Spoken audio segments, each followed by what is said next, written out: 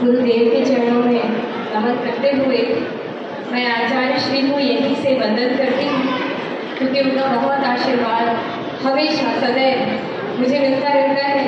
और उनकी जो पुस्तकें प्रकाशित होती हैं प्राकृत भाषा में, उसको मुझे कई बार जो भी गवर्नमेंट की तरफ से कार्य होते हैं संचालन में, तो उसमें प्राकृत भाषा बोलकर बड़े लोगों को आमंत्रित करने का भी अवसर मिलता है।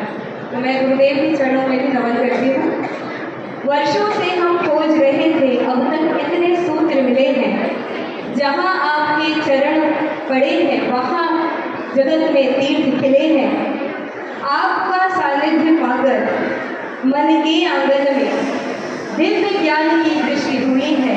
जहाँ आपकी दृष्टि गई है वहाँ पुण्यमय दृष्टि हुई है, वहाँ पुण्यमय दृष्टि हुई है। नमन करती हूँ समस्त गुरुओं को और आलिका माताओं को।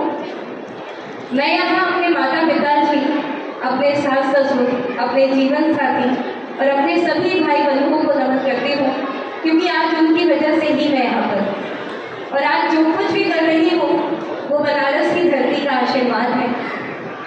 बस मैं थोड़ी सी आज भावुक हो गई हूँ, क्योंकि जब गुरुदेव के मुखारबिंद से एक तो वैसे ही उनकी आवाज़ बहुत बहुत मधुर है, और जब वो भावों से कोई भी बात बोलते हैं तो मुझे ऐसा लगता है जैसे हम लोग आकाशवाणी में बहुत सारे कार्य करते हैं, तो हमें ऐसा लगता है जैसे हम दिव्य ध्वनि सुन रहे हो।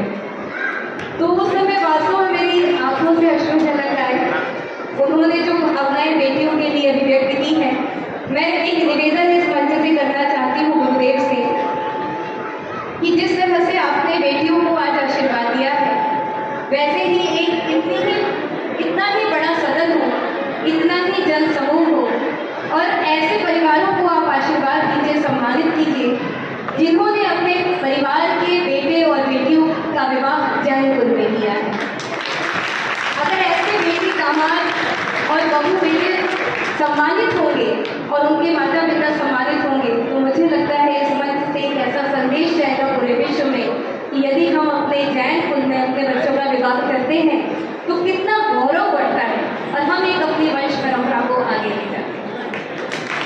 बेटियों की बात हो रही है तो एक गीत मैं गाए बिना नहीं जा सकती, मुझे बहुत पसंद है। हालांकि मैं भी लिखती हूँ, पर आज यहाँ पर मैं अपना लिखा हुआ गीत प्रस्तुत नहीं कर रही हूँ। ये बहुत ही प्रसिद्ध एक कवि है, उन्होंने लिखा है, पर क्योंकि बहुत सुंदर है इसलिए सबको सुनना चाहिए। बेटियां बंधुआएं हैं, बेटियां शुभ कामनाएं हैं, बेटियां बंधुआएं हैं, बेटियां शुभ कामनाएं हैं, बेटियां जीवन हरी सोची